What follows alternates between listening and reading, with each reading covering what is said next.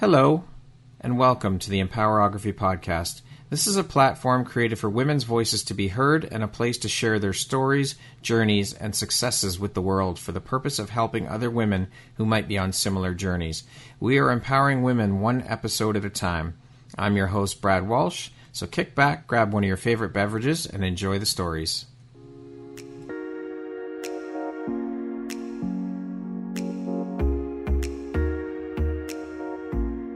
The world needs to hear your message and your story, so don't deny the world of that gift within you that the universe has given you. Someone out there needs to hear your story because it will support them in feeling hope, inspired, and even transformed. Do you want to discover how I help get my clients out of their own way, show up, and confidently share their message? I would love to extend an invitation to you to join me in my free masterclass, Start Your Own Podcast from Idea to Implementation, on Wednesday, April 5th at 1 p.m. Eastern.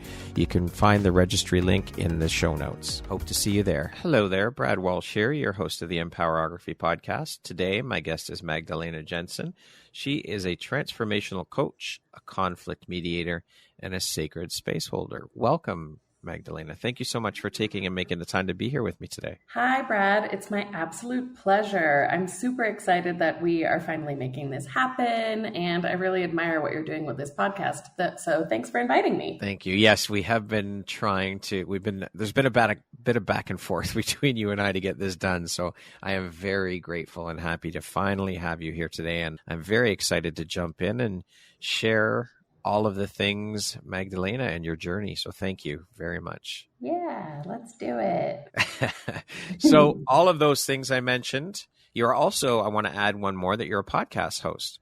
I am. Are one hell of a busy woman. All of these hats you wear seem to be very closely tied in together and with one another. So I would imagine, these are quite demanding roles. So how do you prioritize, and how important is prioritization and organization for you? I love that we're diving in straight with that, because actually I don't feel like busy is the best way to describe myself. I would say that multidimensional and full. I like to have I like to have full days, and that's a really big part of my human design and my energy. I have a lot of energy. And for me, it's really important for me to have full and fulfilling days so that I sleep well at night, quite frankly. I love that. Now, with you wearing so many hats, I would love to know, what does your morning routine look like? Great question. Mornings are definitely an important time for me to get grounded, get centered, to have a little bit of quiet time in my home, and really set myself up for success throughout the day. So there are 3 or 4 components that are really important for me. One is movement. I always make sure that I move my body in the morning. It could be just 10 minutes of stretching. It could be swimming a kilometer. It could be a little bit more hardcore, kind of half an hour workout. Sometimes it's just a walk, outside, but always some movement. I always eat breakfast. That is a complete non-negotiable for me, because I'll be a hangry I'll be a hangry person if I don't take care of my blood sugar levels, quite frankly. And so I try to eat a savory breakfast as well. That's really important, with always a protein, a fruit and vegetable, and some carb. I meditate and or journal. If possible, I'll do both. Journaling for me is a really, really important way to keep my mental health in check and to really keep my mental chatter to a minimum throughout the day so I can really stay focused. It's a way that I know that if something is coming up for me that's kind of frustrating and might take my energy out of what I'm doing, then I know that I can kind of pause those thoughts and save it for my journal and really pour whatever I need to on the page. And so that way throughout the day, I sort of can keep myself present in what I'm doing and not get as derailed by something that might throw me off. So if you have to choose between the two, meditation and journaling, it's going to be journaling. It is. And I always do try to add, make sure there's, 3 or 4 minutes of meditation at a very minimum, right? Just really breathing into my heart space, checking my vibes, releasing any tension from my body, and also just checking in with my mind, right? Is there a lot of chatter that day, right? You see where I'm going with this. Yeah, absolutely. I mean, I think both of those pieces of that puzzle are essential for setting the tone for the day. Yeah, absolutely. And it also ensures that I can show up fully present for my clients. Yeah. I give so much of my energy to them. So I really need to be in full integrity with my energy for myself. And that also includes an end of the day little piece as well in terms of energy maintenance. So every single day at the very end of the day, literally end, like when I'm in bed, I always, this is a complete non-negotiable as well, I always clear my energy, release and let go of anything that's not mine or anything that's not serving me. And then I call back my vital energy and really bring my vital energy back into my aura and back into my cells. Every single one of my cells. And that's something I've been doing for quite a while. It's really, really supportive of my energy levels, and sometimes in between coaching sessions or client sessions or mediation sessions, particularly because they can be really emotionally charged. I would imagine very taxing. Exactly. So then I really make sure that I'm doing also something for my nervous system. And most often the quickest thing to do is literally shake it out. Like shake. Yeah. Now, what were you doing before you made the jump into entrepreneurship? I've always been an entrepreneur. So since my early 20s, my very first career was in radio, quite frankly. I worked for Polish National Radio. I was a radio journalist. I had a radio show. It was great. I was living in Warsaw. I moved to Poland when I was 18. I'm American born, but I'm half Polish. And so I was living in Poland and I loved working in the radio. And then I kind of got pulled into music. And so I worked in the music industry. I started my own agency, co-founded my own agency. I also co-founded a record label, as well as co-founded and funded with several €100,000 a pan-European nonprofit for music managers. Yeah. So I've always been an entrepreneur, mostly in the music space. Right. And so then, quite frankly, I burned out hard and made some major lifestyle transitions and changes to support the kind of person that I wanted to be in the world. And here we are. And so you have nothing to do with the music industry now? No, that's not true. I mean, one of my hats, let's say, is, as I said, I'm a multidimensional human. I like to do a lot. It's part of it truly is part of my human design. I'm a manifesting generator. I get bored easily, so I like to keep myself entertained. One of my hats that I wear, and it's literally a hat that I wear for 2 to 3 hours maximum per week, is a creative director in that record label that I co-founded. I have a really great team. We're all really good friends. It's a side project for every single one of us, and we're developing Scandinavian acts. So my business partners are in Sweden and Norway, and we're actually working on a Eurovision project right now at the national level still, but great hopes for the fact that this artist will win their national competition and go on to represent their country. I can't reveal who it is or what country it is yet. So that's fun. That's like a little creative outlet for me because I get to be creative director, right? So I'm like styling photo shoots and planning album art, and that's fun. That sounds like fun. I love it. Magdalena, what drives, motivates, and inspires you to keep going and pushing and excelling at all that you do? Thank you for asking. I love that you added the word excelling. I like to hope that I'm excelling. I'm trying. What motivates me? One is curiosity. I'm like super curious about the human brain and the world and relationships and psychology and the possibilities of what can be. And I feel deeply driven by the fact that I just want to have fun. And it's fun for me to live my purpose. And I feel like I'm on that track right now, right? Yeah. Whatever that means. And I can change my mind. Some of the things that I do right now can go away in an instant. But it's really about that. Like, I feel as though we're put on this planet, we're incarnated, we're given this lifetime to fulfill our purpose and to enjoy the human experience to the fullest. 100%. And so that's what I try to do every day. I love that. That's a great way to live. I mean, we're only here for a short time, so we might as well enjoy the shit out of it while we're here. So we're allowed to swear. Great. Good to know. Yeah. You've been holding back, haven't you? I have, and that's not very natural for me. So great. But okay. Let it fly. It's all good. So Magdalena, why did you decide to focus your energy on helping to empower women and all the work you do with women? Did some of this journey begin with your own struggles? I mean, I know you mentioned you experienced extreme burnout. Yeah, that's a very multi-layered question. Okay. So myself, in my career in the music industry as a woman, it is not necessarily a very friendly place to be. Right. So in my work in the music industry, I always worked with women in particular, and I was the programming director for a European funded project as well for women and gender minorities. And I think that's just... I mean, I am a woman. I've always been a feminist, even though I don't necessarily relate to 2022, 2023 feminism anymore. And my life around, and how to answer this in the best way possible?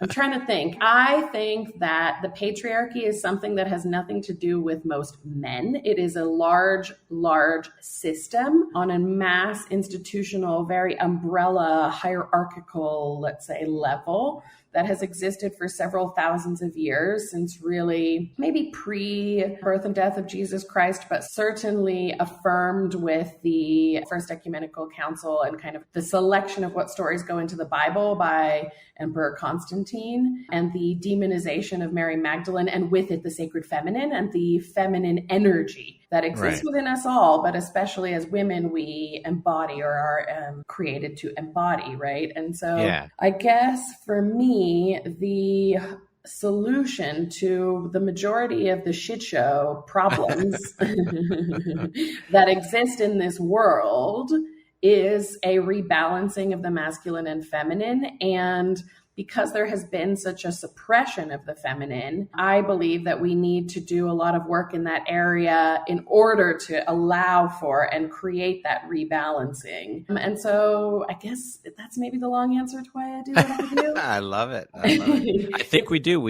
We're in dire need of that balance. There's no space or place for the patriarchy bullshit. And there's, we need to come together as masculine and feminine and stand together and unite, and think of how much more would get accomplished in this world if we did unite and work together, and men step up to show women that, hey, we're here too. We are allies. Let's stand side by side, shoulder to shoulder, and let's get shit done together. None of this fucking masculine versus feminine bullshit anymore. There's no place for it. It's time to move forward. And with that comes that forward thinking where we all come together and unite as human beings. How about we look at it that way? Completely. And I noticed that you didn't use the word equal. And I think that's really, really important. And that's why I don't consider myself to be a 2022, 2023 feminist, because I do not necessarily believe that in total equality of the sexes. I believe that we are equal in our differences. Yes. And we can embrace and foster those differences to create this beautiful harmony. I mean, Taoists have it right when they use the visual symbol of the yin and the yang, right? We all have masculine and feminine energy within us, within our relationship dynamics, and then on a really, really macro level as well, within organizations, within society, etc. And we really, really need to get that balance. We need a major readjustment, basically. We do. Well, the patriarchy needs to be burned to the fucking ground, first of all. Let's start there. And it's already happening, Brad. Yeah, it's totally happening. Yeah. And we need to rebuild like a phoenix rising out of the ashes. We need to rebuild and come together. And that's it. There is no other option. Agreed. That's how it has to be. It's not even that's how it's already happening. This is an inevitability. It's just like, get on board, folks, because otherwise your journey... You're going to get left behind. Well, your journey is just going to be a lot more fucking painful. So just get on board. The train's already moving. That's right. Yeah, it's moving at a slow pace. You can still grab on and jump onto the train. So let's go, people. Get on board. Completely. So how, I mean, with the shit you've had to deal with in terms of the patriarchy and all the shit in the music industry and your struggles, how have these experiences helped shape the Magdalena you are today, both personally and professionally, do you think? Yeah. So definitely the music industry being also like kind of an instrument of agenda. So it is very much like a pop culture, mass media instrument. Definitely it's rife with identity politics that are complete nonsense created to divide us. And I used to be that person. I used to really lean into identity politics, the BLM movement, all the gender conversational nonsense that's out there. And then, no, truly. And then I met my husband. It's a whole other episode, Magdalena. That is a whole other episode. I think we could probably squeeze a few episodes out of that one. like probably hours completely. Yes. And roundtables and all sorts of fun combos. Yes. And arguments and such. And, and then I met my husband, and my husband really woke me up to the fact that all of that shit is nonsense meant to divide us. Yeah. And that he and I will inevitably break up if I continue down this angry, staunch, feminist, equal route. And I didn't want that. Our love is more important to me. Our love is stronger than that. And our differences, and learning to embrace those and lean into that polarity is what makes us an incredibly strong and magnetic and loving couple. And so I have to really say that I can really thank my husband for a lot here. I wonder if you would say that, considering we've had some major rows around these topics. I'm sure he would. Yeah, but I think he's changed as well, right? Like we've both really supported each other to change and create a much greater harmony in ourselves and in our relationship through examining the bullshit external programming versus how can we lead with love instead? Yeah, that's the key right there. That 4-letter word, love, that is what we need in this world, and we need more of it, because that's what conquers everything. Totally. It truly does. It truly does. That is what sees us through the differences. Yep, absolutely. So like I said, we could go off on tangents and do whole other episodes if we continue on this path. I want to bring it back to talk more about you and the work you're doing. So thank you. What is it that sets you and the work you do apart from other transformational coaches? Like, why would they choose to work with you over someone else? Honestly, I don't know. The thing is that there is someone out there to support everybody. We're all unique individual human beings. And I think perhaps maybe it's that in and of itself, right? That I really honor our individual uniqueness. And I was actually talking with my husband about it this morning, because he was like, surely you can, I don't know, have a bit more of a system or a profile or prepare for coaching calls. And I was like, babe, that's not how it works. It's just not. Every single one of the people that comes to me is a unique, magical, powerful being that deserves to feel that, notice that, accept that, and lift that part of themselves up, right? Yeah. And so I think probably it's that I see every single person as unique, as whole, as complete, as resourceful, and I draw that out of them. And I create that magic with them so that they can see their own magic, really, and live that. So I think it's about that. It's not about certifications, though I have plenty of them. It's not even about as much kind of like my experiences or my income numbers or any of that. It's how I see my clients. I see them as powerful from the get-go. I don't see them as less than. I see them as powerful partners in creating a magical life for themselves. And so I think it's that. I love that you brought up that fact about uniqueness and our own individualistic ways. I think that we are all here with our own gifts. Everybody has gifts they're sent here with, but I think each individual's biggest gift is exactly that no one else is you. Totally. And no one else sees the world you do the way you do. There may be similarities, but that is our biggest gift, is our uniqueness. 100%. 100%. And that's what we're losing in the world with all of these, even with divisiveness bullshit. Divisiveness bullshit, but even with something as seemingly benign as minimalist design. Yeah. It is driving us towards a homogeneity that does not honor our uniqueness as an infinite soul incarnating in this lifetime with its own unique purpose, right? Yep. And if we all recognize that absolute uniqueness in ourselves, that is literally, that's the medicine the world needs for us all to live our unique blueprint. And that's 100%. Enough. Yep, absolutely. We all are enough. And it comes down to, and it speaks to all the bullshit, societal, parental conditioning, all of this other crap that gets put onto us, which then drowns out our gifts. It waters them all down. And so that we start thinking, well, what do I have to offer the world? Yep. And fucking right. You have tons to offer the world. Everybody does. Absolutely. And what you said and what I said and what I really want us to highlight here is that you are already enough as you are. Yes. You do not, you're not broken. You don't need to be fixed. You don't need to go on some kind of endless healing journey. No. You can make these choices if you want to. You can always do things to be in more integrity, but that's really what it's about. It's like coming back to this kind of natural state of that in which we are born. And that's really the work, right? Stripping away all the shit, all the programming. That's right. 100%. In your opinion, what is the most important quality or skill set in a transformational coach? Presence, showing up, being there. Yeah, showing up fully present for whatever comes.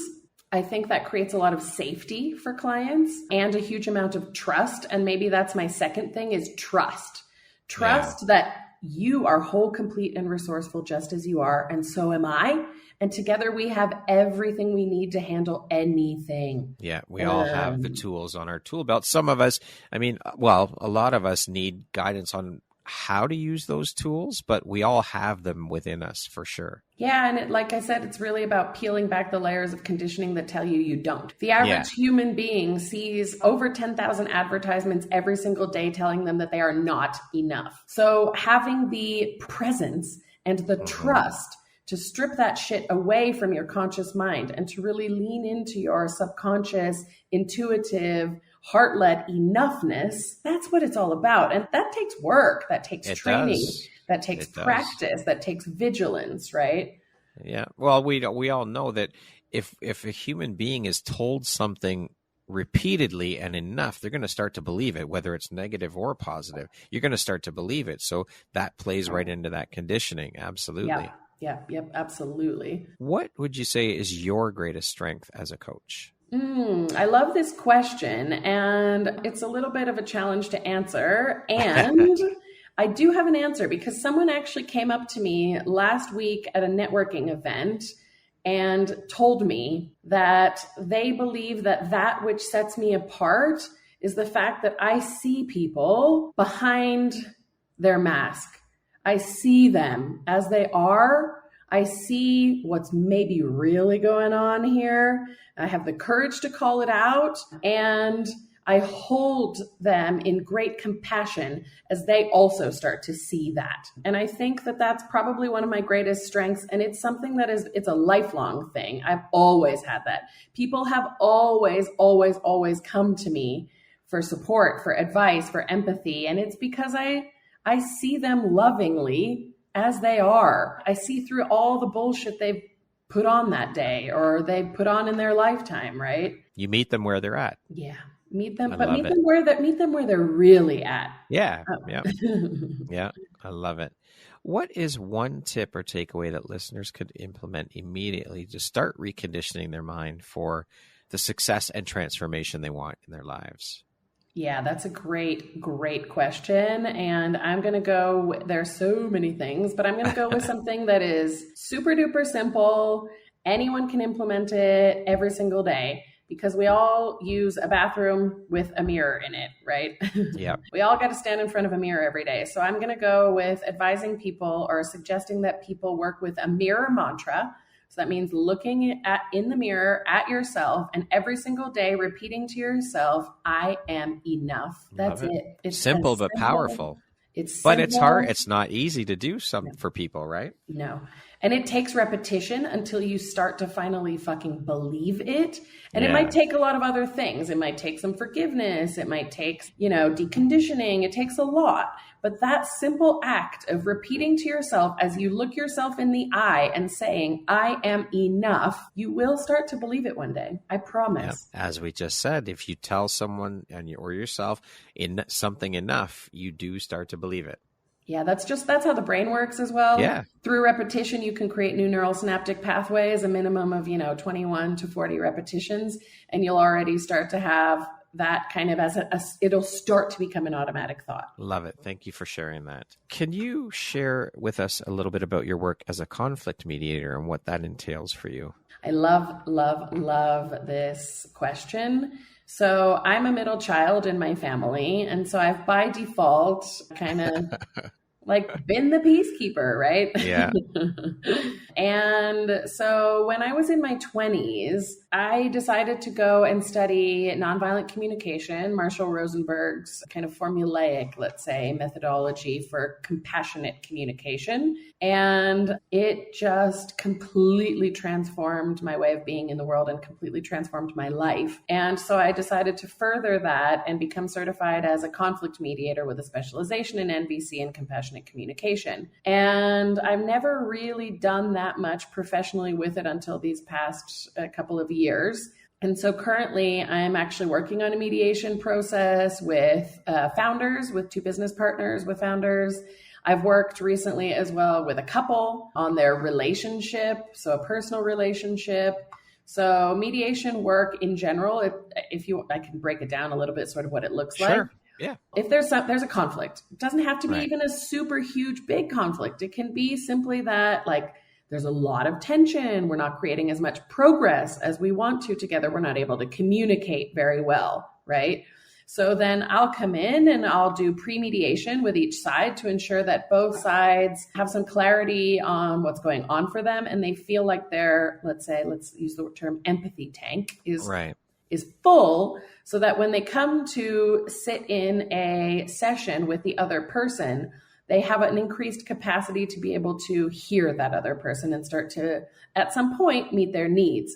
So the idea with mediation, the kind of mediation that I practice, is that every single party is, first of all, worthy of getting their needs met. And second of all, it's possible to choose strategies and agree upon strategies together to get those needs met, right? And so a mediation process will be this big back and forth and kind of repetitive. It is a bit repetitive and a bit formulaic, but that's how you create this structure of safety for all sides to feel like they're getting their needs met, when usually the biggest need is being heard by the other party. Yes.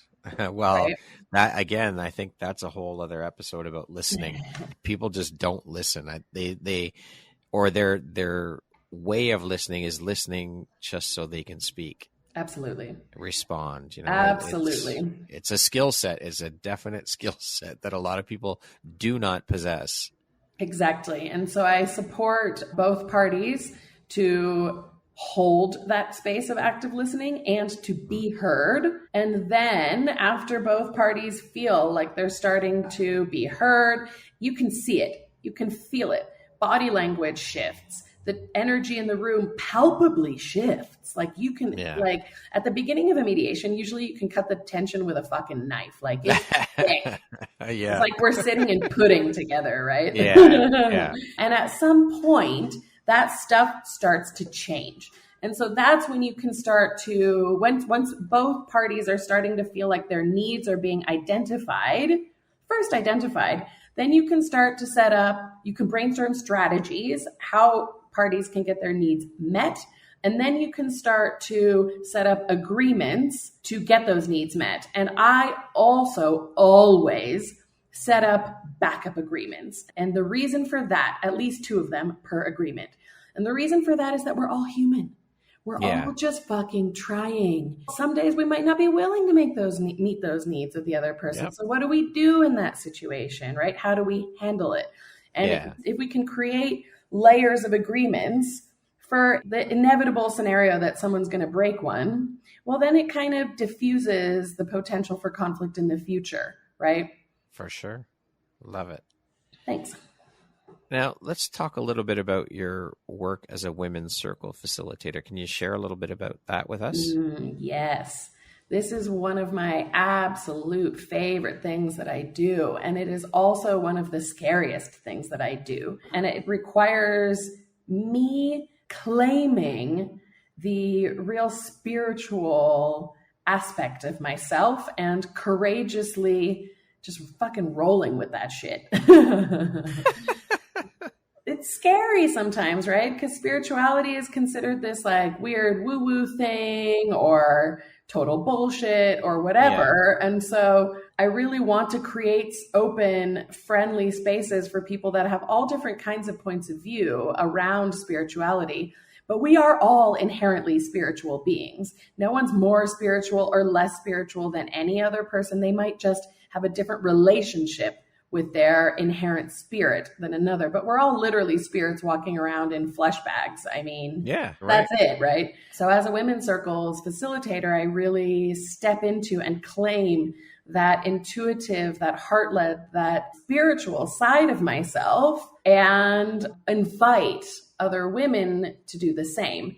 I aim to hold men's and women's circles at some point, but for now I work with women. And so this is really a spiritual practice of reclaiming our sacred femininity, our sacred feminine energy, and playing in that space and experiencing sisterhood, which is sometimes a threat for a lot of people because they haven't had good experiences with sisterhood, right?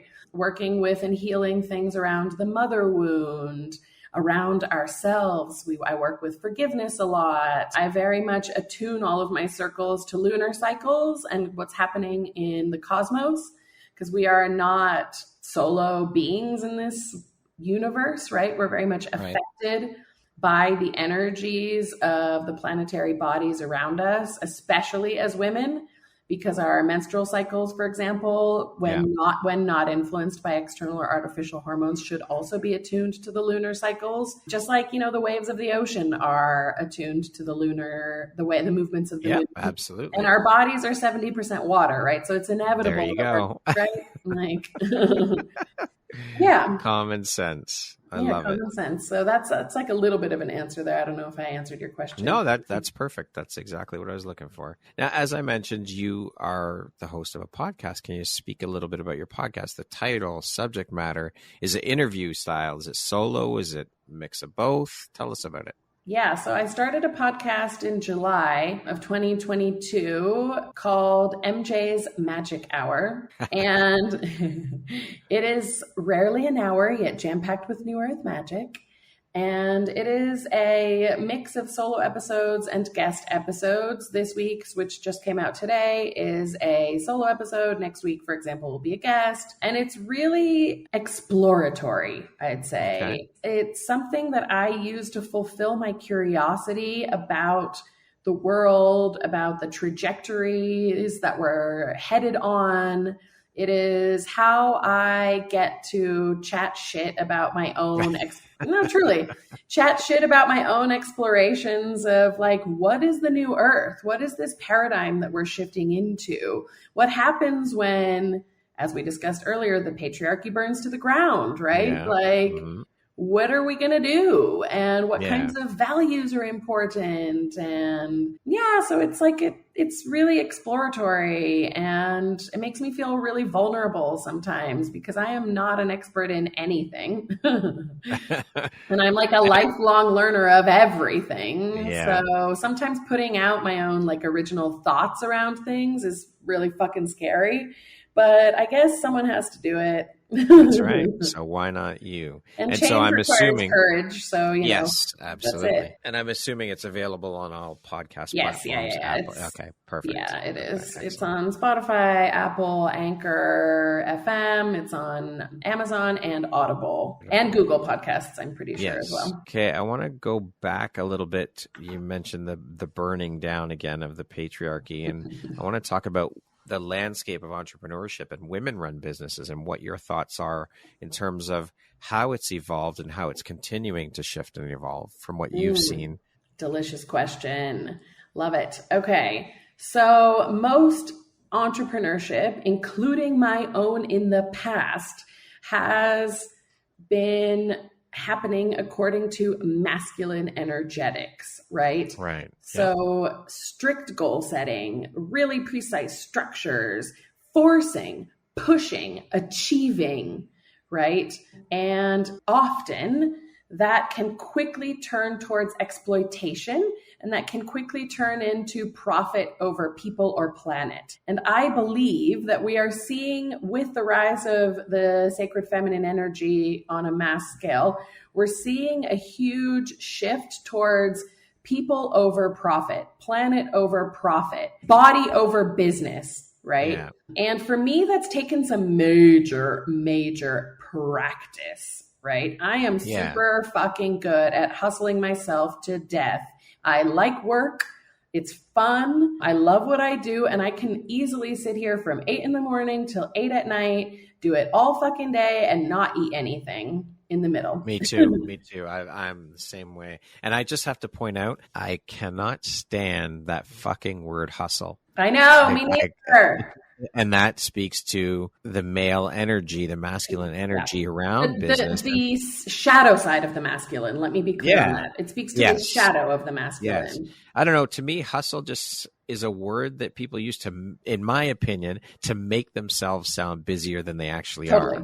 Totally. I think it's complete bullshit. Totally. We've completely, in our exploitative capitalist system that puts profit over people, we've completely forgotten people and rest and listening to our bodies and intuition. And we always prioritize logic over what maybe is actually the best thing, which is sometimes to just take a break and rest and tune in. And you need to be able to rest in order to hear your intuition, in order to know what's truly right for you. And we don't always need the logical minded, achieve at all costs structures, right? Yeah.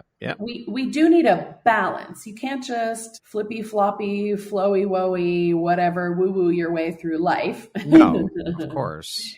There needs to be a balance, but that doesn't mean that it all has to be on your shoulders as well. You can get support, and that's also extremely important, to humble yourself enough to know that you need support sometimes. And that support might be as much as literally just taking a fucking nap, might be hiring someone, whatever, right? So I was going to say that community or support is a huge part of entrepreneurship. In my opinion, it's one of the building blocks for entrepreneurship. We're not meant to do this shit alone. No, it takes a village.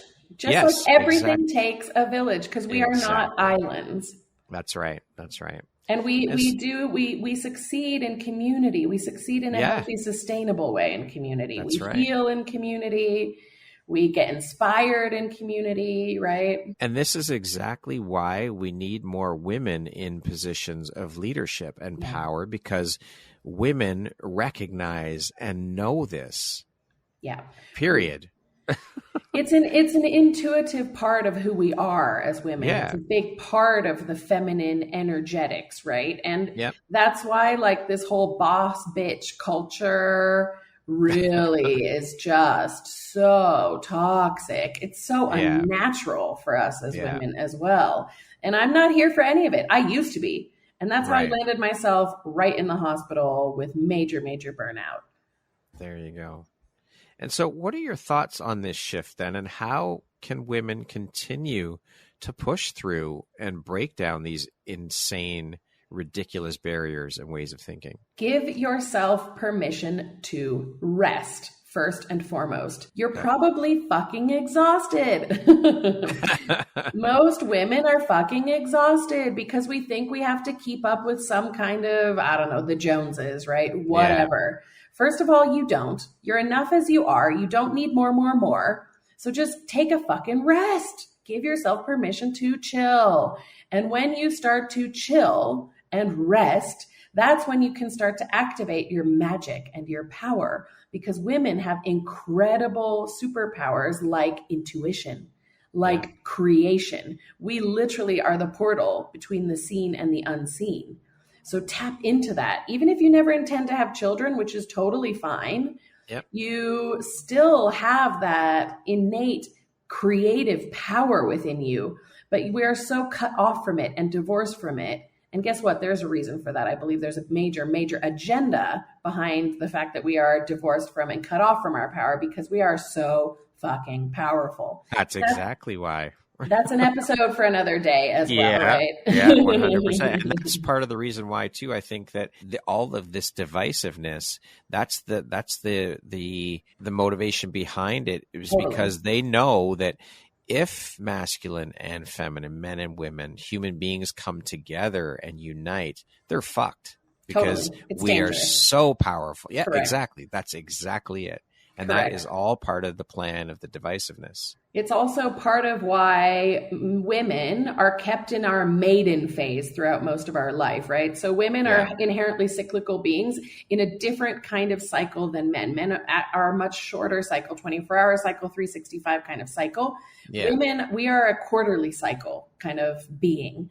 So our menstrual cycles reflect that, and Mother Nature, inherently also a feminine being, also reflects that with winter, spring, summer, fall, seasons, right? Exactly. And as women, across the span of our lifetimes, we also have 4 phases that we go through, 4 cycles: child, maiden, mother, crone.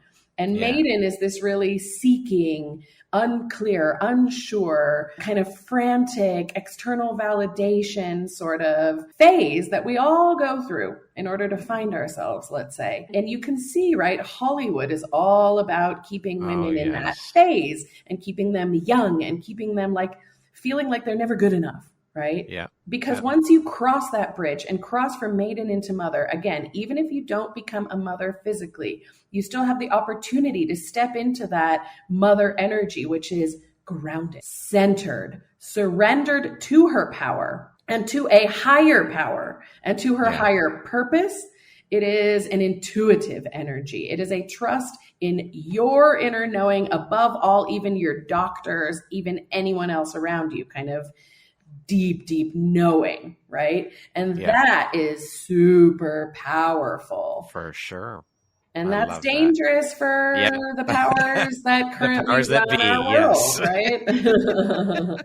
And that is changing. I'm actually doing a retreat very soon here in Mexico that I'm running on the Maiden to Mother journey for 12 women. And I'm super, super excited because I really feel like this work is super missing in our world, that kind of support to cross that bridge and to really, really step into that deeply grounded, centered, empowered, loving yourself, creative energy. What advice do you have then for women looking to grow either their own business or, I mean, as we know, entrepreneurship is not for everybody. So maybe the women want to grow within the company they work for. What advice would you have for women looking to do either of those things? I think it kind of comes back to the 2 pieces of advice I might have already given, right? Those are like rest and affirm and believe in your enoughness. Those are really important components, but also get very clear on your values so that you are able to prioritize. Right? And you can prioritize in your life and you can prioritize within the structure that you're working in. If that's your business, if it's somebody else's business, and you have then the power of discernment. You know what's good for you, what's not good for you, and you live a life of aligned integrity. And that's really important. Because when we are out of integrity, when we're not in alignment, is when we're like, it's easier for someone to have, you're easily manipulable, let's say. Yeah. Being a women's empowerment advocate, what do you do to empower yourself? All those things. Okay. But I really also focus on nervous system regulation. And that's a really, really big one so that I can show up in the ways that I want to show up. I can show up in integrity. I can show up prioritizing freedom. I can show up not giving a fuck what other people think about me. So you practice what you preach. Exactly. It's really about integrity and alignment Yeah. and really taking care of that every single day. And when I'm feeling ungrounded or when I'm not feeling so great, what do I need to do for myself? So like this morning, for example, just, an hour and a half ago, I didn't feel that great. I was kind of anxious. I was short on the phone with my father. I was a bit bitchy towards my husband. And so I was like, shit, what do I need to do for myself? This is a sign that I'm not feeling great. Something is off. So I took a little bit of a walk, literally around the block. I grounded myself in my surroundings. I chatted with a friend that I ran into and just took a break for a minute. And I came back feeling like a different person. We do. We need to, again, this speaks to more conditioning that we do not, as a human race, as human beings, we do not take the fucking time to slow down. And as they say, smell the roses. We're so focused on checking the shit off, ticking all the boxes on the list. Absolutely. And then as soon as we get that done, okay, what's next? What's next? What's next? Fuck. If we didn't learn a single fucking thing from the past 2.5 years of the shit that the world has just been through, that was our sign to fucking slow down. So put like a wake-up call to slow down. Exactly. Huge wake-up call. Exactly. What's the fucking point of life if not to enjoy it? And when are you supposed to enjoy it if you're always ticking shit off your to-do list? Exactly. My advice, burn your fucking to-do list. Toss it right out. Seriously. Once you're clear on what your priorities are, I guarantee they will get done and you will not need a to-do list. I don't use one. I might use one, like a very short post-it, on a daily basis with just a couple of things that I want to make sure that I remember to do that day. Yeah. But guess what? If I don't do it, who fucking cares? And if it's super important and involves other people, I guarantee they're going to remind me. Yeah, exactly. Well, you also hear all these people say, oh, I'm going to do all this stuff when I retire. I'm going to travel when I retire. I want to go here fuck, why are you waiting for fucking retirement? Who knows what you're going to be like then? You might be in poor health by the time that comes around because you've been working yourself to death. Yes, totally. Exactly. You literally could die tomorrow. Do what you love and want to do today. Exactly. Anyway, another episode, Magdalena. Definitely for another episode. Yes. Speaking of empowerment, what does that word mean to you? Empowerment. It means knowing your worth. It means being clear on your priorities. It means living with an open heart and in integrity. It means openness. It means community. It means so many things. And it really means a kind of like together we rise vibe, right? Yeah. There is enough for everybody. That's really important for me to say. There is enough for everyone. If you have a lot, instead of building a bigger wall, why don't you build a bigger table? Share what you have, right? Yeah. Give generously. I guarantee it will come back, if not in this lifetime, in another one. Don't attach to it coming back. But it's really all those things, right? It's funny you talk about the sharing thing, and it reminds me of sharing knowledge. And I was thinking back when you were talking about that too. I worked for an audiovisual company for 8 years, and there was a gentleman who worked. It was a small company. There was probably, I think there was about 8 or 9 of us that worked full time, and then there was probably a list of maybe 10 freelancers. And I started out as a freelancer with this company. And it was a gentleman. We set up video walls around North America for different corporate shows and concerts and things like that. And so there was only one guy in the company that did all the programming of the video walls. And this guy was so unbelievably protective and guarded of his knowledge. He did not want to show anybody or teach anybody anything to do with his job. It's like, why wouldn't you share that knowledge? The company can benefit from that. We all can benefit from that. And that always sticks with me when I hear people talk about sharing. It's like that comes to mind is share the knowledge you have. Everybody benefits when we share. Again, it goes back to community.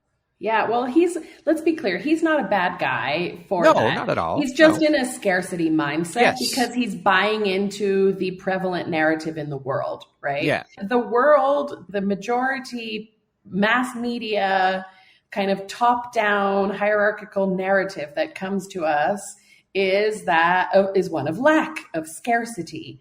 And it is because those powers that be that we refer to many, many times, they want us to continue to prop them up at the top and to maintain this hierarchy. So that kind of idea of not enoughness needs to pervade everything, when actually Mother Nature is enough already. There is enough for everybody, right? So truly cementing that belief of abundance, inherent abundance, and of enoughness in the world, that's revolutionary. For sure. I agree. What do you think your unique skill set or superpower is that's helped you become successful? I think it's probably curiosity. My whole life, I've been fucking annoying for everybody around me, asking why? Why? I'm obsessed with asking questions. I'm obsessed with asking why. I love to know things. I love to learn things. That's what makes me a great coach, because I'm always inevitably asking questions. And like I was always considered as a child, like annoying for my teachers. I question authority. I have my entire life. I used to get in trouble for asking too many questions, talking in class. I used to be considered a know-it-all. I just like to learn. I like to ask. I'm curious. I'm really curious. Love it. Now, speaking of success, how do you define that word? What does the word success mean to you? That's massively changed, right? It used to be that I need to get a Brit Award or a Grammy Award with an artist. That was like success, right? Having a massively full bank account, that was success, right? I no longer hold myself to those kinds of external metrics that don't necessarily have to do with me or are not controlled by me in any way. Not that I really believe in control.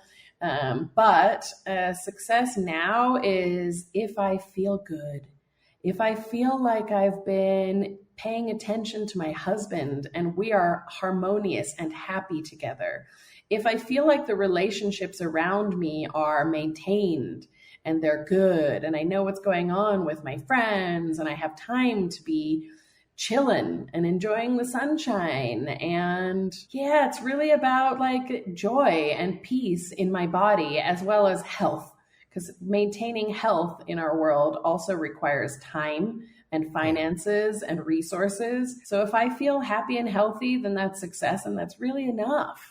Now, we're going to jump into a little rapid fire section here. So the next grouping of questions is just be 2, 3, 4 word answer type thing. Okay. Do it. Lay it on me. How would you describe yourself in one word? Curious. What is your favorite self-care practice? Resting. If you could be remembered for one thing, what would it be?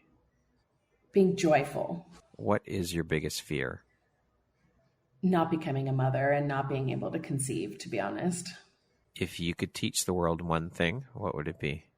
Love yourself. Above all, love yourself. And that concludes our rapid fire section. Now back to our regularly scheduled program. What is one lesson your career has taught you that you think everyone should learn at some point in their lives? Love yourself. Like through my career, I have been able to come to love myself. I didn't like myself that much before. I didn't treat myself like I liked myself that much before. I didn't treat others around me like that. And my business partner reflected that at the time or whatever, right? And so it's really been this full circle journey to loving myself above all. And because I am a coach and I show up for other people and support them in that process themselves, and integrity is one of my number one values, I have to stand in that for work, actually. Yeah. What challenge in your life has shaped you the most, would you say? Having a miscarriage at the end of 2021. Definitely very, very challenging and has changed the trajectory of my entire life. Getting pregnant and having a miscarriage, for sure. What aspect of your personality do you think has been the most helpful in your career? Ooh, am I allowed to say curiosity again? No, I think, sure. Actually, do you know what it is? I think it's also optimism. I'm generally a really optimistic person. I always have been. I like to laugh. A smile comes to my face very quickly. I believe there's always a solution to every challenge. Optimism, choosing love, that kind of thing. If you had the opportunity to sit down and have a 1-hour conversation with one woman, any woman in the world, who would it be and why? Ooh, that's such a tricky question. Oh my goodness. I would have said a few years ago, Michelle Obama, for a lot of different reasons than I would do now. And I would actually still say Michelle Obama. And I would like to challenge her on a lot of shit that I would have not had the courage to challenge her on a few years ago. I used to pedestal her, right? And now I really want to challenge her. I love it. And call her out on some bullshit as well. Love it. If you could go back and give your younger self one piece of advice, what would that piece of advice be? Love yourself. Just fucking love yourself so much more than you do. You don't need to be critical of that piece of cellulite or that guy who wasn't into you or that whatever. Don't be embarrassed about anything. Just love yourself. Well said. Lastly, Magdalena, if you were to deliver your last 30-second speech to the world, your corner of the world, your tribe, your people, what would that last 30 seconds sound like? What words of wisdom would you impart? Forgive yourself for any past mistakes. Let go of and release all those burdens. Just let that shit go. Any of the negative things that you're holding in your mind only exist because you're choosing to hold on to them. They're not physically happening anymore. Let it go and love yourself. But loving yourself is a practice. It takes work and it takes practice. So practice loving yourself daily. Choose love for yourself first, because when you do that, it spills over. Like your cup is full and you can spill it over to everybody else and everything around you. Love it. Beautiful way to end the interview. Magdalena, thank you so much for being here today. This conversation has been incredibly inspirational. I've enjoyed every minute of it. Thank you so much for taking the time to be here. And I am honored to have you as a member of the Empowerography community. It's been an absolute pleasure having this opportunity to sit down and speak with you. Oh, Brad, thank you so much for all the work you do. Thanks for putting a mic in front of my face and allowing me to just really show up as myself and honoring me in all my words and experiences. I really appreciate you and all the work you do, like I said. So thank you so much. This has been really, really fun. Thank you. Once again, my name is Brad Walsh, host of your Empowerography Podcast. Today, my guest has been Magdalena Jensen. She is a transformational coach, a conflict mediator, and a sacred space holder. Thank you once again, Magdalena. I hope you have an amazing rest of the day. You too. Take care.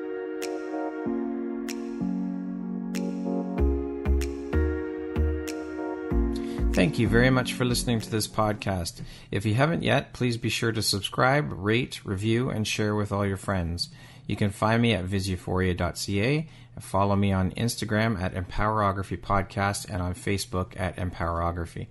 Please join me next time for another inspirational story from yet another amazing woman.